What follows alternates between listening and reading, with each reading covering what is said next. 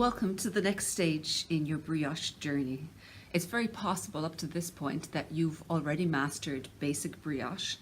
Perhaps you've even made a shawl, but if you're ready to take your brioche to the next stage, I would suggest that a garment made out of brioche is probably the next challenge you might like to try to set yourself.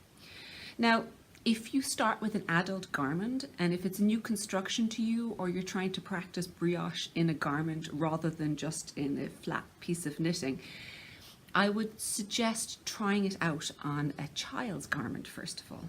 And the reason for that is that it's small, it's compact, and if you make mistakes, there's only a few rows to actually rip out.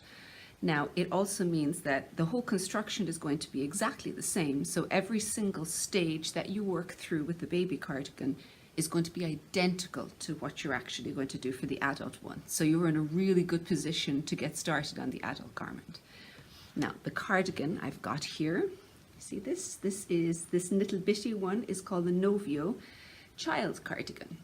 You can see that it's a top-down raglan cardigan where we start off here with all of our stitches, work our raglan increases, and then work the body on one piece and the sleeves in the round.